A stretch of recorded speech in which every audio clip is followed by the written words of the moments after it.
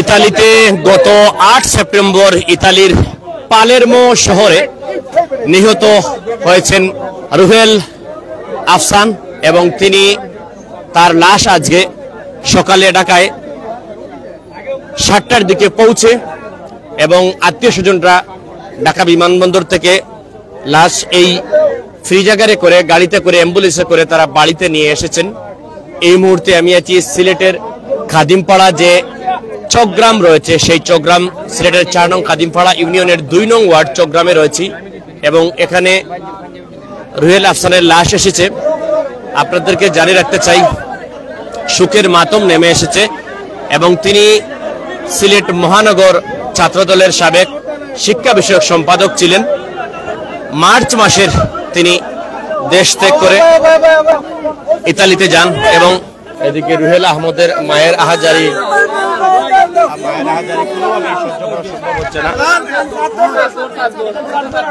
রুহেল আহমদের মায়ের আহাজারি কোনোভাবেই সহ্য করা সম্ভব হচ্ছে না। তিনি কান্না করছেন, একমাত্র ছেলেকে হারিয়ে তিনি ছেলেকে দেখার জন্য তিনি আহাজারি করছেন এবং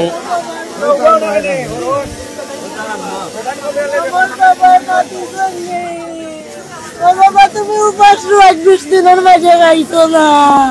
ও বাবা তুমি মা বোন বউ বাচ্চা গালা তো তৈয়া গেছো।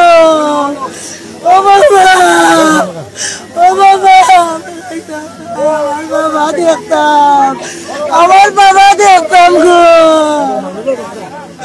আমার বাবা দেখতাম গো,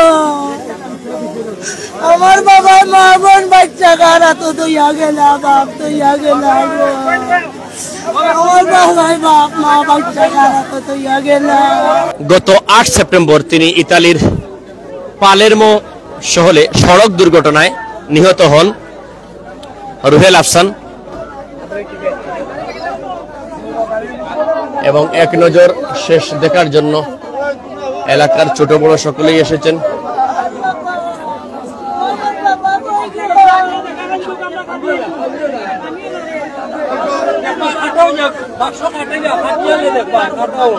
এই মুহূর্তে আছে আমি সিলেটের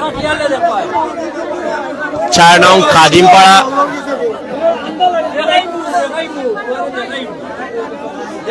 নং খাদিমপাড়া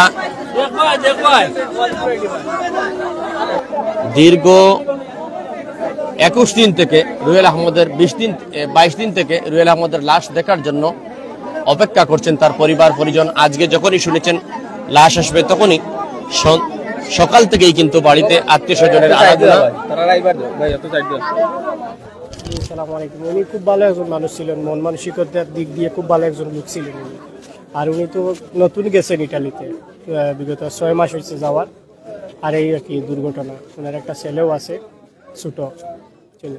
সবার কাছে দোয়াই চাই মামার জন্য, আমার মামা সম্পর্কে উনি সবাই দোয়া করবেন মামার জন্য আর কি। আচ্ছা, ইতালি তো গিয়েছেন, রোমানিয়া থেকে গিয়েছেন? জি, রোমানিয়া। আসলে উনি কি মোটরসাইকেল অ্যাক্সিডেন্ট হয়েছে? জি না, উনি বাইসাইকেল চালানিতে ছিলেন। উনি আসলে কি ইতালি গিয়ে কি কাজ করা শুরু করেছিলেন? উনি লাস্ট টাইম যখন অ্যাক্সিডেন্ট করছেন উনি রেস্টুরেন্টের কাজে ছিলেন, যতটুকু শুনছি আমরা আর কি। উনি রেস্টুরেন্টের কাজে ছিলেন আর ডিউটি থেকে ফেরার পথে একই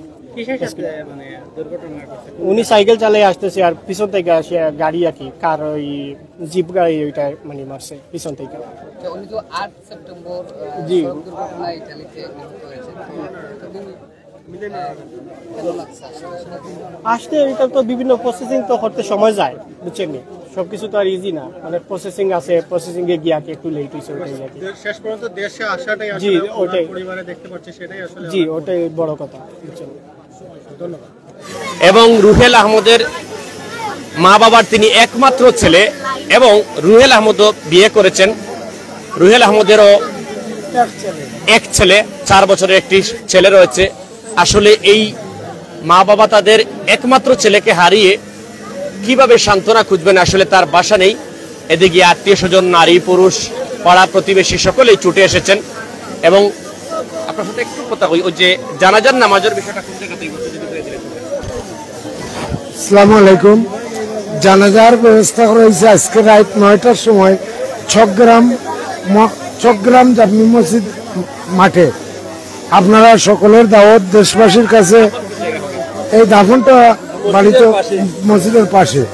এবং আমি রুহেল আহমদের মামা লাগি, বড় মামা। আমার এক বাগনা আর দুই বাগনি, তার বাপের ঘর সে একা, এবং তার একটা ছেলে 4 বছর বয়স। লাস্টটা আজকেও আমরা ঢাকা থেকে নিয়ে আসছি। আমি দেশবাসীর কাছে দোয়া চাচ্ছি এবং দেশবাসী সবাই আমার বাগনার জন্য দোয়া করবেন। মারা রোড অ্যাক্সিডেন্ট, একটা গাড়ির পিছন দিকে গিয়ে তার সাইকেলে মারছে। রেস্টুরেন্ট থেকে সে আসতেছে, আসার পথে। আর দেশবাসীর কাছে দোয়া চাইছি, সবে দোয়া করবেন। আমার বাগনায় যদি কেউ সাথে কোনো কিছু করে থাকে বা কেউ তার কাছে পাইয়া থাকেন আমাদের কাছে বলবেন। আমার বাগনায় যদি পাইয়া থাকে আমাদের কাছে দিবেন। আর সবে আমার বাগনার জন্য দোয়া করবেন, আল্লাহ যেন তাকে বেশ নসিব করে। আসলে এই অবস্থায় কারো কথা বলার কথা না, তারপরে তিনি কথা বলছেন।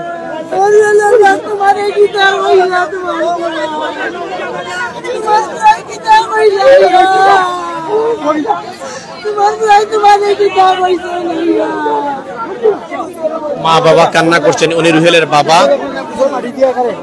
আমার বাবাই তোমারে কি তা কইলা, আমার বাবাই তোমারে কি তা কইছন, কইলেন কারা তো তুইয়া গেছন, বাচ্চা কারা তো তুইয়া গেছন।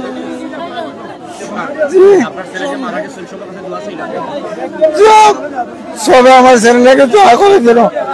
আমার বাবাই কি তা কইয়া গেল। আর সব জনতা তৈরি করতা, আর একটু সিন্নি সবে খাইয়ে দিতা। আমার বাবারে যে গাড়িয়ে মারছে।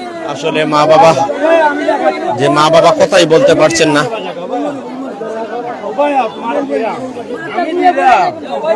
আসলে রুহেল কি বলবো, মানে কিছু বলার নাই। ও আমার খুব ক্লোজ বন্ধু।